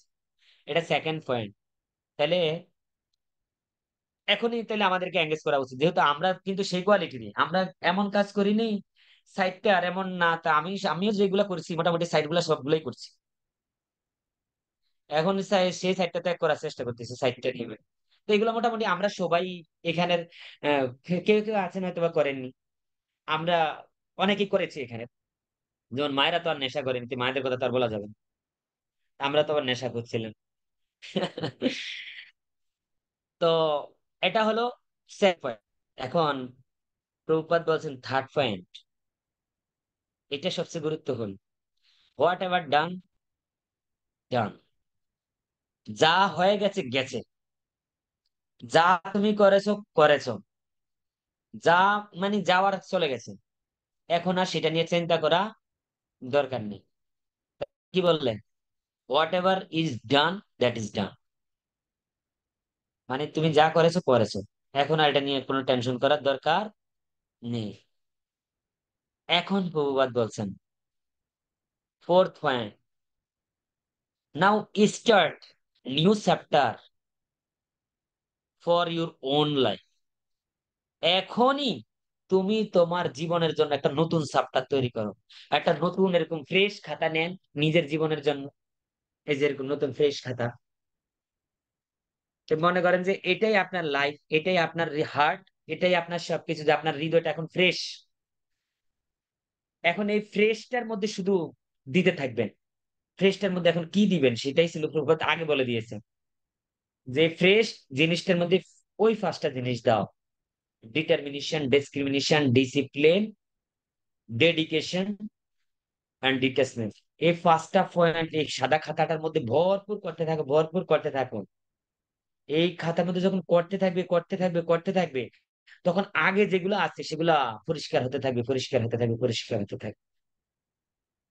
তখন ছিল প্রভুপাদ বলছেন যদি এই চারটা জিনিস তুমি মেনে চলো, তো বলছেন ছিল প্রভুপাদ লাস্ট ফাইনাল কনক্লুশন দিয়েছেন, end of the life you will go back to Godhead. তুমি এই জীবনের শেষেই তুমি ভগবত ধামে যাবে।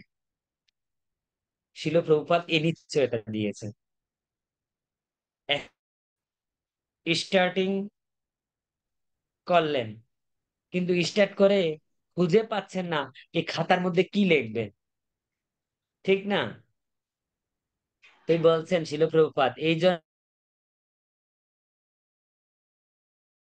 এই খাতার মধ্যে লিপিবদ্ধ করতে হবে পাঁচটা জিনিস: ভক্ত সঙ্গ করতে হবে, ভাগবতম রিডিং করতে হবে, শ্রীমল চান্টিং করতে হবে, প্রসাদ পেতে হবে, আর ভক্তিমূলক সেবায় যুক্ত থাকতে হবে। এই পাঁচটা জিনিসই শুধু নিজের হার্টের মধ্যে প্রতিদিন দিতে হবে। যদি আপনি সেটা দেন, তাহলে আপনার খাতা সুন্দরভাবে সাজবে, আর আপনার এই জীবনের এই নতুন এই চ্যাপ্টারটা অনেক সুন্দরভাবে চলতে থাকবে, এবং এই এন্ড অফ দা লাইফ আমরা সেই ভগবানের ধাম প্রাপ্ত হতে পারি, হুম। যেটা তার মাদার কুন্তি করেছেন, যেটা পরীক্ষিত মহারাজ করেছেন।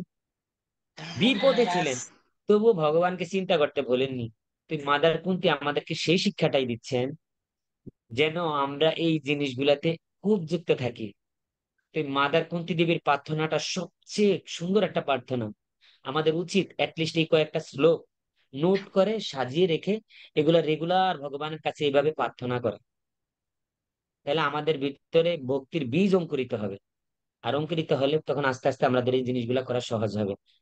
তা আমি বলছিলাম চারটা point: man is architect of his own person, now make you your own person, whatever done that is done, now start your new chapter in life. তখন আমরা এই জীবনের শেষে ভগবানকে প্রাপ্ত হতে পারি। হ্যাঁ, তো সেই চ্যাপ্টারের মধ্যে কি কি লিখতে বলেছি? ABCDE। হ্যাঁ, ভক্তদের অ্যাসোসিয়েশন করতে হবে, ভাগবতম রিডিং করতে হবে, চান্টিং করতে হবে, ডায়েট করতে হবে, ভক্তিমূলক সেবায় যুক্ত থাকতে হবে। তখন আমাদের এই জিনিসটা বোঝা সহজ হবে। তা আপনাদের সবাইকে অসংখ্য ধন্যবাদ আজকের ক্লাসে উপস্থিত হওয়ার জন্য। আমাদের এই চ্যাপ্টারটা আপনাদেরকে আমি আসলে তত ভাগবতমের ইয়ে শেয়ার করতে পারছি কিনা জানি না, তবে আপনাদেরকে বলবো যেন কষ্ট করে হলো ভাগবতমের তাৎপর্যটা করেন। প্রভুপাদের কাছ থেকে যেটা পাবেন সেটা নেই। প্রভুপাদের তাৎপর্য যেটা আছে, সেই জন্য প্রভুপাদের তাৎপর্য না আমি আপনাদেরকে আবার রিপিট করাইনি, না হলে অনেক সময় লেগে যেত। কিন্তু আপনাদের কাছে এটাই রিকোয়েস্ট যে ছিল প্রভুপাদের তাৎপর্যটা আপনারা পার্সোনালি পড়বেন, এটা আপনারা সহজেই বুঝবেন। শিল প্রভুপাদ এমন সহজ করে তাৎপর্য লিখেছেন যে এটা বোঝার জন্য আপনার কষ্ট হবে না। তাই আমি শিল প্রভুপাদের এই তাৎপর্যের বাহিরে গিয়ে শিল প্রভুপাদের তাৎপর্য আমাদেরকে যে শিক্ষাটা দিতে চেয়েছেন, তো সেই শিক্ষা থেকে কিছু কিছু পয়েন্ট নিয়ে এই ক্লাসগুলো তৈরি করে আপনাদের সামনে উপস্থাপন করা। যদি ভুল ভ্রান্তি হয় অপরাধ ক্ষমা করবেন। যদি ভালো কোনো পয়েন্ট পেয়ে থাকেন তাহলে টোটালি প্রভুপাদের, তো যদি আজকে আপনারা যদি একটু এই চ্যাপ্টারের উপরে একটু উপকৃত হয়ে থাকেন, তার যদি একটু উপকৃত হন, সেই উপকৃতের সম্পূর্ণ কৃতিত্ব হলো শিল প্রভুপাদের। তো আপনাদের সবাইকে অসংখ্য ধন্যবাদ।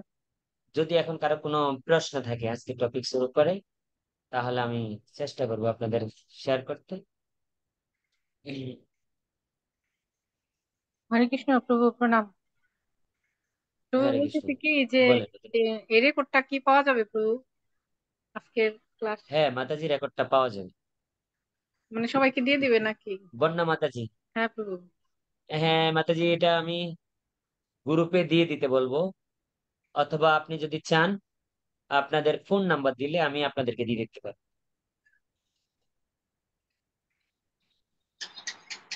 আচ্ছা ঠিক আছে।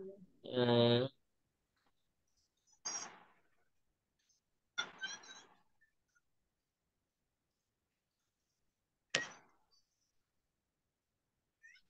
তো কৃপা করে আমাকে একটু রেকর্ডটা দিবেন। আচ্ছা, আমি দিব রেকর্ডটা আপনাদেরকে, আমি বলে নিয়ে এই রেকর্ডটা দিয়ে দিবেন আপনাদেরকে। হ্যাঁ মাতাজি, আর যদি আপনার কোনো কোশ্চেন থাকে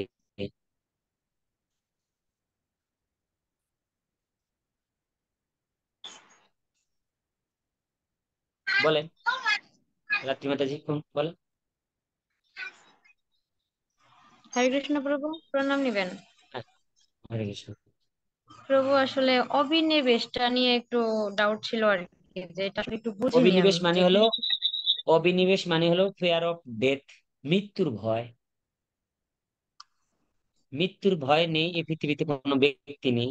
আর সেটা আসে হলো দেশ বাবা কোনো পরিস্থিতি থেকে। যখন একটা ব্যক্তির অন্য একটা ব্যক্তির প্রতি দেশ ভাব থাকে, তখন সে ভয়ে থাকে যে কখন এসে তাকে কি করে।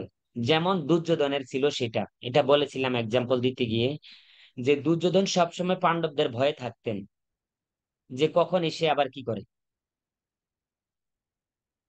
হম।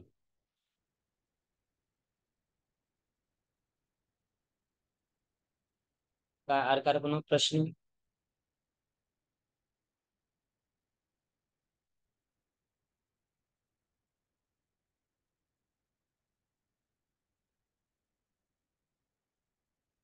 মাতার প্রাণ সখী মাতাজি। হ্যাঁ প্রভু, ভাবছিলাম কিন্তু আবার ভাবছি যে আসলে প্রশ্নটা করা ঠিক হবে কিনা। প্রশ্ন আপনার মধ্যে যদি থেকে যায় তাহলে তো আর কিছুই হলো না। হ্যাঁ প্রভু। প্রভু যে প্রভুপাদ তো বলেছেন যে যারা ওই যে মানে প্রশ্নের উত্তর দিতে গিয়ে যে একজন মাতাল ব্যক্তির পক্ষেও কিভাবে আর কি নতুন করে সবকিছু শুরু করা সম্ভব। তো এক আপনি যে উদাহরণ দিতে গিয়ে বললেন যে ছোট বাচ্চার মানে যখন শুরু করব 5D শুরু করতে পারবে। আর হচ্ছে যখন মানে না, না, আমাদের মতন না ব্যক্তিরা আমি আর কি বলি নাই হচ্ছে যে ওই যে 5 বছরে, আমি বলি না, আমি বলছি আমি যদি এখন থেকে শুরু করে দিলে ভালো, তাহলে হ্যাঁ কি হবে, হ্যাঁ, না রিস্ক সেটাই। কম। হ্যাঁ। হ্যাঁ সেটাই প্রভু, যে ওদের মাইন্ডটা ফ্রেশ থাকে আর কি, ওই সাদা খাতার মতো, যে ওরা হচ্ছে ইজিলি শুরু করতে পারবে ওইগুলা। কিন্তু আমাদের তো সেটা না প্রভু, বিভিন্ন ধরনের ক্লেশ আছে আমাদের মধ্যে। তো আমরা মানে হুম ইজিলি 5Dটা আসলে শুরু করতে পারি না। তো বিভিন্ন হুম ধরনের ক্লেশে এসে তো আমাদের আর কি ডিস্টার্ব করে। তো এই হুম। ক্লেশ গুলো আসলে হচ্ছে ওই মানে দূর করবো আসলে কিভাবে প্রভু? ওই যে ABCD, নতুন নতুন জিনিস লিখতে থাকবেন, বললাম না এই 5টা জিনিসই খালি লিখতে থাকবেন ঘন ঘন, সারাদিন আর সময় দিবেন না এগুলো ছাড়া। তাহলে দেখবেন যে ওইগুলো এসে আর আপনার ইফেক্ট করতে পারে না। ওই ইফেক্টটা পরে তখনই যখন ওই পাঁচটার মধ্যে আমাদের ফাঁকিবাজি হয়। ধরেন না, ভাগবতম পড়তে পড়তে বসার উচিত, করি না। তারপরে জব করা উচিত, জব করি না। অথবা প্রসাদ পাওয়া উচিত, তখন রাস্তায় গিয়েছি বন্ধুর সাথে, তখন একটু এই খেয়ে নে, আজকে খেয়ে নিলাম। তারপরে হলো কি ভক্তিমূলক সেবায় যুক্ত হওয়া উচিত, বা একটা পেস্টিজ সেবাটা করব, তখন ওই ফাঁকা টাইমটার মধ্যে করবেনটা কি? তো গত ক্লাসে বলেছিলাম একটা স্টুডেন্ট, সে একটা জড়জাগতিক একটা বন্ধু আছে, আর একটা হলো গিয়ে বাড়িতে বসা বন্ধু। তো একটা ভক্তি করে, একটা বয়সের আর একটা হলো বয়সের বাহিরে। তো বয়সের বাহিরে যে তার কি কি করে, তার গার্লফ্রেন্ড আছে, সে মুভি দেখে, সে বাইরে ঘুরতে বেড়ায়, সে সবকিছু করে। তো 4 থেকে 5 ঘন্টা তার ওইভাবে নষ্ট হয়। তো একটা বয়সের স্টুডেন্ট, তার বা গার্লফ্রেন্ড নেই, সে মুভি দেখে না, সে অনেক কিছু করে না। তাহলে এখন কথা হলো, তারপরেও রেজাল্ট তার আগের আগের মতোই। তার মানে সে 5 ঘন্টা এক্সট্রা পড়েনি, 5 ঘন্টা এক্সট্রা অন্য খারাপ কাজে লাগিয়েছে, অন্য কোনো কাজে লাগিয়েছে। তো ঠিক আমরা আমাদের ফাঁকা করেছি, ভক্তি জীবনে প্রবেশ করেছি, মানে আমরা আগের আমাদের বন্ধু বান্ধব অনেক কিছু আছে যাদের কাছ থেকে আমরা চলে এসেছি। আপনার যদি আগে 20টা আত্মীয় থাকতো, এখন মাত্র আপনার আত্মীয় একটা মন্দির। তো 20টা আত্মীয়কে যেখানে সময় দেওয়া হতো, সেখানে একজনকে সময় দিচ্ছেন। তাহলে 20 জনের 19 জনের সময় আপনার বেঁচে যাচ্ছে, তাহলে 19 জনের সময়টা আপনি করতেছেনটা কি? ভক্তিমূলক সময় কাজে লাগাচ্ছেন। আর আমরা যখন কাজে না লাগাবো, তখন ওই যে আগের খারাপ গুলাই তো এটা অন্য রূপ ধরে আসবে। মায়া দেবী যখন প্রথম পদক্ষেপে ফেল করে, তখন অন্যরূপ, তারপরে অন্যরূপ, তারপরে অন্যরূপ। ওনার ক্লাস আছে না, ওনার বিভিন্ন রকমের। যখন একটা ছেলে অঙ্ক বুঝে না, তখন বোঝা হলো গিয়ে কি, এই যে দেখ, তোর বাবা দিছে 2টা আম, তোর মায় দিছে 2টা আম, কয়টা আম? 4টা। কয়টা বুঝছিস? বুঝছি। তো এবার বল, 2 টাকা সমান সমান 2 টাকা, না 2 টাকা যোগ 2 টাকা কয়টা? কয়টা বুঝি নাই। তাহলে বল। এবার ধরে কলমের কাঠি নেই, এখানে হইলো একটা কাঠি, এখানে হইলো একটা কাঠি, কয়টা হইলো? 2টা। এখানে হইলো একটা, এখানে হইলো একটা, কয়টা হলো? 4টা। এটা বুঝিস 4টা। মা 2টা আম দিছে, বাবা 2টা আম দিছে, এটাও 4টা। 2 টাকা 2 টাকা 4 টাকা হয়, এটা বুঝে না। তো মায়া দেবীর ফর্মুলা বিভিন্ন, তো বোঝানোর জন্যই তো বিভিন্নটা নেয়। তো এই মা যেমন তার সন্তানকে শিক্ষা দেওয়ার জন্য বিভিন্ন প্রসেস নেয়, তো মায়া দেবীও আমাদেরকে জোরানোর জন্য ওনার বিভিন্ন থিওরেম খোলা আছে। তো এক theorem fail, second theorem, second theorem fail, third theorem. কিন্তু আপনার যদি ডিটারমিনেশন হাই না থাকে, ফেল করে ফেলবেন। এই জন্য ডিটারমিনেশনটা হাই থাকা লাগবে, তাইলে আপনার এই এই এগুলার আপনাকে কোনো ধরনের প্রভাব বিস্তার করতে পারবেন। থ্যাংক তো ইউ। আরেকটা কোশ্চেন অ্যারাইজ হয়েছে, আবার কি হলো? তাহলে প্রভু আমরা ফুললি ডিটারমাইন্ড হব কিভাবে?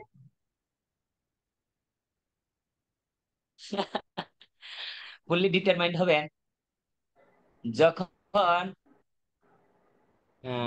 আপনি আপনার মাইন্ডকে কন্ট্রোল করতে পারবেন। এখন যদি আপনি বলেন যে আপনার মাইন্ডকে কেমনে কন্ট্রোল করবেন, তা আমি যখন আমার নেক্সট ক্লাস দিব, তখন আপনি মনে করেন, হ্যাঁ, মানে আমি ওই মাইন্ড কন্ট্রোলের উপরে ক্লাস দিব, তখন বুঝবো আমরা কিভাবে মাইন্ড করবো। এটা দিতে গেলে একটা সময় লাগবে, আর অথবা আপনি মন্দিরে আসলে আমি একদিন ক্লাসটি বলে দিলেই হবে। আচ্ছা। ঠিক আছে আচ্ছা। নাকি? হরে কৃষ্ণ। Thank you. সবাইকে অসংখ্য ধন্যবাদ আপনারা এই ক্লাসে এতক্ষণ ধরে উপস্থিত থাকার জন্য। তো সবার চরণে ধন্যবাদ প্রণাম জানিয়ে আজকের মতো আমি এখানে বিদায় রাখবো। আবার নেক্সট যখন আপনাদের সেবা করার সুযোগ পাবো, তখন আসবো। হ্যাঁ, হরে কৃষ্ণ। জয় শ্রী গৌতম। প্রভু আবার সুজয়ন কবে প্রভু ক্লাস কিছু বল। নেবেন? আহ দাঁড়ান, একটা মেসেজ আসছে, কি মেসেজ আসছে আমি একটু দেখে নিই, একটু লিখে রাখি। দাঁড়ান। 0,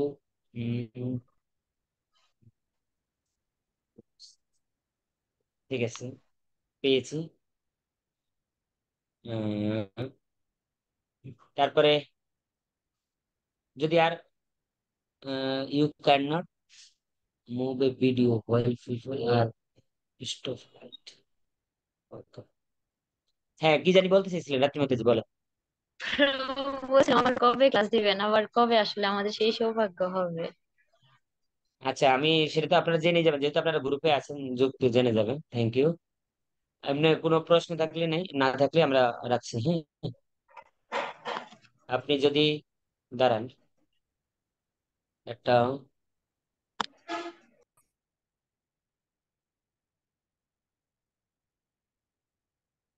কি রে, কোথায় গেল? হুম,